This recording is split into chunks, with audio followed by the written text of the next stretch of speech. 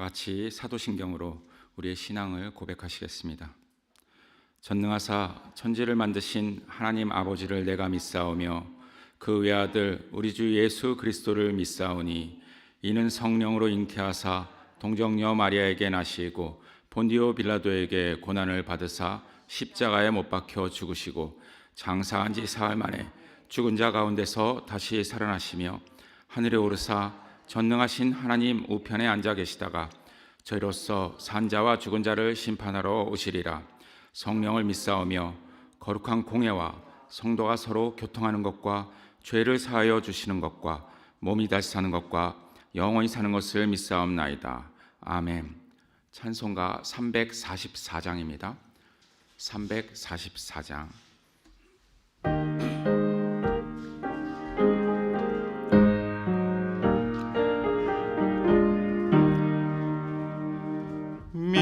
믿음으로 가리라. 주님 가신 고난의 길, 주님 말씀 붙잡고 승리하며 살아가리. 주님 앞에 나아가 무릎 꿇어 간구하고 겸손하게 주님 섬겨 새 힘을 얻으리라. 고난 중에 있을 때 소망 중에 기뻐하며 주님 말씀 따라서 기쁨으로 살아가리. 주님 앞에 나아가 무릎 꿇어 간구하고 겸손하게 주님 섬겨 새 힘을 얻으리라. 악한 세력 애워싸 큰 고난이 닥쳐와도 주님 말씀 붙잡고 권능으로 물리치리. 주님 앞에 나아가 무릎 꿇어 간구하고 겸손하게 주님 섬겨 새 힘을 얻으리라. 아멘. 오늘의 본문은 역대지상 4장 9절에서 10절의 말씀입니다. 역대지상 4장 9절에서 10절입니다. 다 함께 봉독하시겠습니다.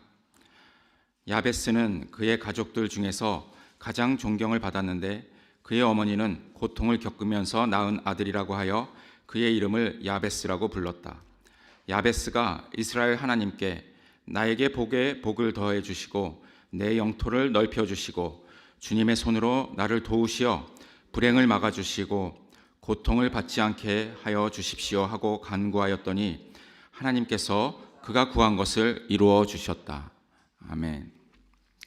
이 야베스의 기도는 이제 매우 유명한 기도에 관련되어 있는 구절입니다. 이 4장도 역시 그 족보로 이렇게 시작이 됩니다. 그래서 이 야베스는 유다의 자손인데 누구의 아들인지는 명확하지는 않습니다. 다만 8절과 연관되어서 바로 위에 8절과 연관되어서 아마도 고스의 아들일 가능성이 높다고 그렇게 생각되고 있습니다. 이 야베스는 그의 가족들 중에서 가장 존경을 받았다고 합니다. 그런데 그 이유가 그의 어머니가 내가 고통 중에 낳았기 때문이다 라고 이렇게 말했기 때문입니다. 존경받을 이유로는 좀 이상합니다. 애를 낳다가 죽을 뻔해서 더 애착이 갈 수는 있지만 난산을 이유로 존경을 받는다는 이야기는 조금 이상합니다. 그래서 저는 야베스가 이 난산뿐만이 아니라 다른 형제들보다 부족함이 좀 많지 않았을까 하는 생각을 하게 되었습니다. 우리 속담에 10손가락 깨물어 안 아픈 손가락이 없지만 새끼손가락이 제일 아프다라는 그러한 말이 있습니다.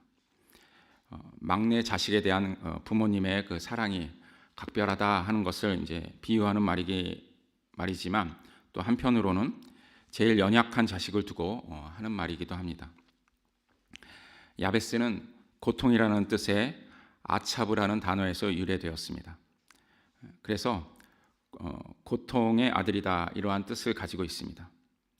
이 야베스는 그 고통 때문에 형제들 중에서 가장 귀중히 여김을 받았다는 뜻이라고 생각을 합니다.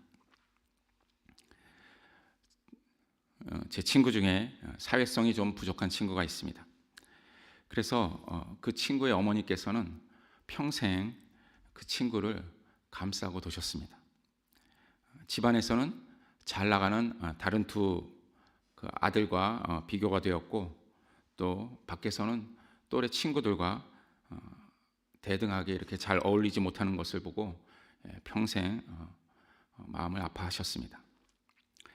언젠가 제가 그 친구와 그다음에 그 어머니와 이렇게 셋이서 함께 이제 걸으면서 이야기를 한 적이 있었는데 대화 도중에 그 친구가 먼저 저에게 이렇게 놀리는 말을 하였습니다. 그래서 제가 또 또래답게 그 말을 이렇게 받아쳤습니다. 그랬더니 그 친구 어머니께서 깜짝 놀라시는 거예요. 깜짝 놀라시더니 저하고 그 친구 사이에 탁 들어오셔가지고 이렇게 탁 막으셨어요. 그러더니 이제 저에게 그렇게 그런 말 하지 말아달라고 이렇게 말씀을 하셨습니다. 그래서 저도 어머니께서 그러셔서 저도 놀라고 또 이렇게 많이 이렇게 민망했었습니다.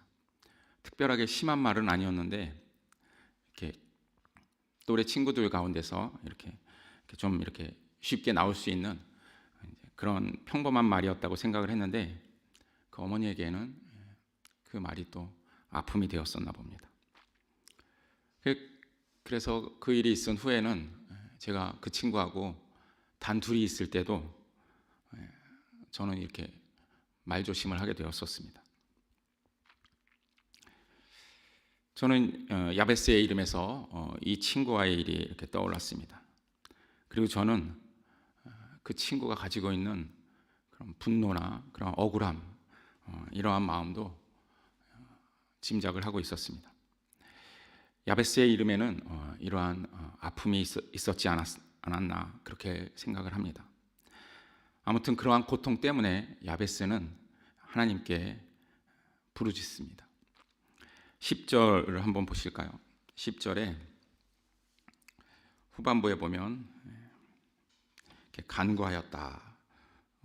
고통을 받지 않게 하여 주십시오 하고 간구하였더니 이 간구하였다라는 말이 바로 히브리어로는 카라라고 하는 말인데 부르짖는다. 우리말로는 부르짖는다 이런 뜻입니다.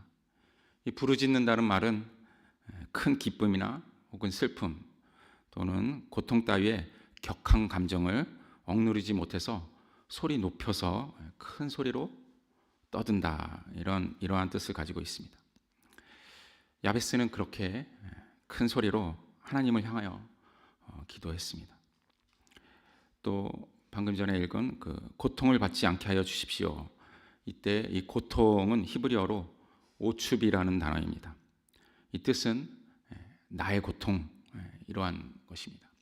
바로 야베스의 이름과 비슷한 뜻을 가지고 있습니다.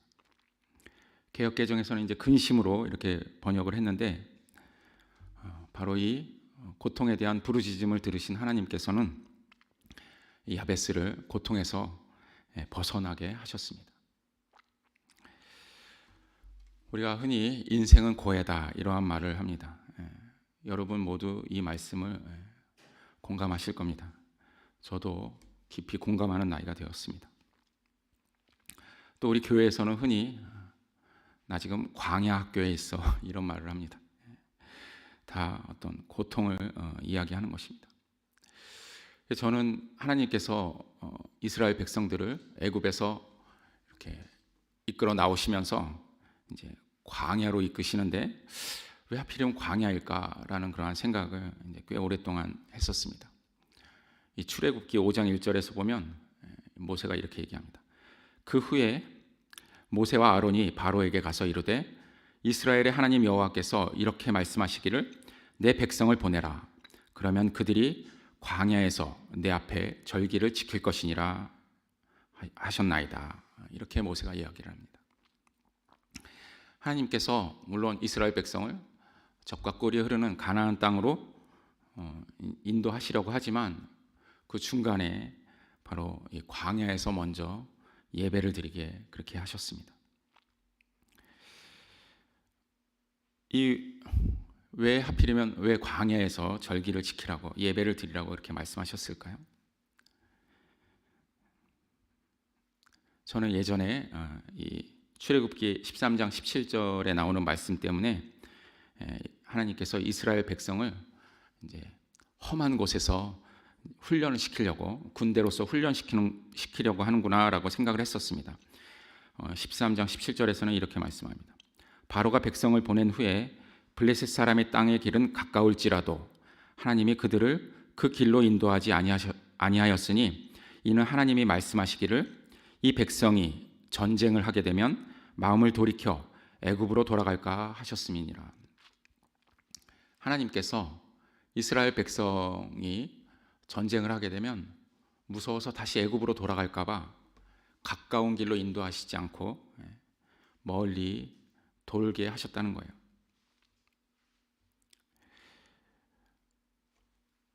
물론 광야는 하나님께서 백성들로부터 제사를 받으시기를 원하는 곳이기도 하고 또 이스라엘을 군사적으로 훈련시키려고 하시는 그러한 곳이기도 할 것입니다.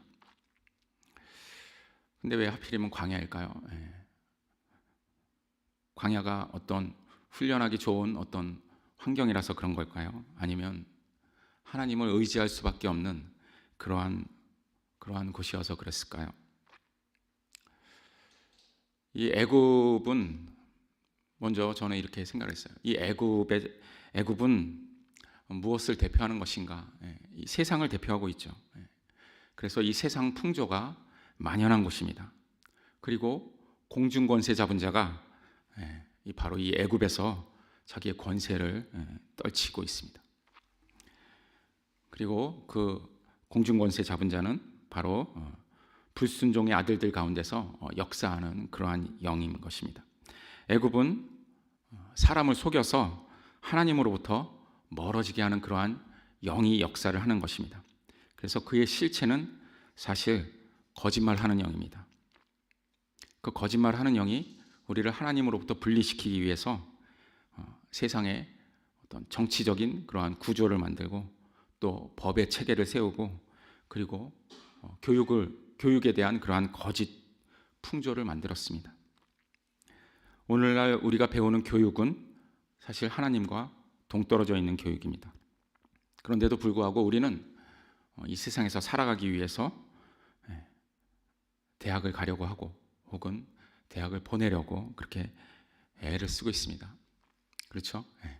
사실 저희 아이도 지금 입시를 준비하고 있고 아들 둘 다 그렇고 있습니다. 근데 얘네들이 공부한다고 교회를 좀 잘 안 나오고 있어요.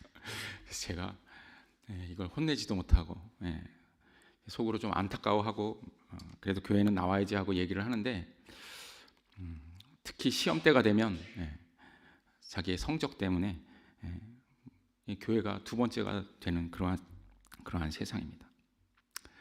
이 애굽은 속임수로 포장된 그러한 인간 세상입니다. 그래서 이게 포장되었기 때문에 사실상 실체가 아닙니다. 실체는 오히려 광야입니다. 하나님께서 우리 인간을 풍족히 살 수 있는 그런 에덴에서 쫓아내셨습니다. 그리고 너희의 힘으로 한번 살아봐라 그렇게 얘기를 했습니다. 가인의 살인 사건이 일어나고 난 다음에는 또 내가 밭을 갈아도 땅이 다시는 그 효력을 내게 주지 아니할 것이요 너는 땅에서 피하며 유리하는 자가 되리라 하는 그러한 말씀도 하셨습니다. 이게 가인에게만 해당되는 것이 아니고 가인의 길을 쫓는 그런 모든 후손들에게 하시는 말씀이기도 합니다. 하나님께서는 바로 그 속임수로 점철된 애굽에서 이스라엘 백성을 이끌어내셨습니다. 그리고 너희가 사는 땅의 실체는 사실 광야다라고 보여주셨습니다. 그리고 그 광야에서 하나님을 예배드리게 이렇게 하셨습니다. 이 광야는 사실은 훈련된 무장된 군인이라도 일주일을 살기 힘든 그러한 곳입니다. 그런데 하나님께서 200만이 넘는, 아마도 200만이 넘는 그러한 백성을 하나님께서 애굽에서 38년 이상 40년 가까이 먹여 살리십니다. 그 하나님의 이 광야와 달리 이제 가나안 혹은 이제 하나님의 집, 이것은 어떠한 곳이라고 할 수 있습니까? 이렇게 얘기를 하죠. 내 손이 수고한 대로 먹을 것이라, 내가 복되고 형통하리로다. 시편 128편 2절의 말씀입니다. 하나님이 함께 하시는 곳은 위에서 그 가인의 저주처럼 땅이 다시는 효력을 내는 곳이 아니라 수고한 대로 먹고 또 복되고 형통하는 곳, 바로 그곳이 하나님이 계시는 곳이고 하나님의 에덴입니다. 이 광야에 거하는 사람은 필연적으로 가난할 수밖에 없습니다. 필연적으로 가난해요. 생존에 목마른 그러한 사람입니다. 배고픔과 타는 목마름으로 그 심령이 상해져 있는 그러한 사람들입니다. 마치 야베스와 같다고 볼 수 있습니다. 이 야베스의 기도를 다시 한번 읽어보겠습니다. 10절에 기도 부분만 읽어보겠습니다. 나에게 복에 복을 더해 주시고 내 영토를 넓혀 주시고 주님의 손으로 나를 도우시어 불행을 막아 주시고 고통을 받지 않게 하여 주십시오. 이 히브리어 성경에서는 복에 복을 더해 주시고라는 부분을 이렇게 말씀합니다. 주께서 내게 복을 주시려거든. 개역개정에도 이렇게 되어 있죠. 주께서 내게 복을 주시려거든. 이 말은 야베스가 먼저 하나님께 기도를 했다는 게 아닙니다. 하나님이 먼저 내가 내게 복을 주겠다, 이러한 말씀을 먼저 하셨다는 것입니다. 그 말씀에 의지해서 야베스는 담대히 자기가 구할 것을 구합니다. 얼핏 보면 야베스는 자신의 부를 구한 것 같습니다. 내 영토를 넓혀주시고 이렇게 기도하기 때문입니다. 그런데 원래 이 당시 이스라엘에게는 사명이 있었습니다. 바로 가나안 땅에서 그 영토를 차지하는 것, 바로 하나님의 명령입니다. 그렇게 보면 이 야베스는 하나님의 명령에 합당한 그러한 기도를 했다고 볼 수 있습니다. 그리고 그는 자신의 힘에 의지해서 그 영토를 확장하려고 하는 것이 아니라 주님의 힘에 의지해서 하겠다 하는 그러한 믿음을 보이고 있습니다. 하나님께서는 야베스가 구하는 모든 것을 이루어 주셨습니다. 왜 이루어 주셨을까요? 원래 하나님께서 사람을 향한, 이스라엘을 향한, 우리를 향한 그 목적이 구원이기 때문입니다. 하나님께서는 우리를 도우셔서 광야에서의 생존의 고통에서 벗어나게 하시고 하나님의 집으로 인도하시는 것, 바로 이 일을 하십니다. 우리가 야베스처럼 하나님께서 구하는 모든 것을 들어주시는 그러한 기도를 오늘 하려면 어떻게 기도해야 할까요? 주님께서 우리에게 사실 말씀해 주셨습니다. 먼저 그의 나라와 그의 의를 구하라 하는 것입니다. 야베스가 구한 내 영토를 넓혀주시고는 사실 이러한 뜻이 있을 것입니다. 하나님으로부터 받는 그런 복의 땅이다라는 그러한 의미가 있는 것입니다. 하나님께서 구해서 주시는 거니까. 이 복이 있는 땅은 주님이 다스리는 땅입니다. 주님의 나라입니다. 그곳은 주님의 공의가 강같이 흐르는 그러한 땅입니다. 주님이 중심이 되시는 그러한 주님의 나라입니다. 그리고 또 우리는 죄사함이 우리의 삶 중에서 나타나기를 구해야 할 것입니다. 사탄이 우리를 더 이상 정죄하지 못하도록 우리는 이 죄사함을 우리의 삶 중에서 이렇게 나타내야 할 것입니다.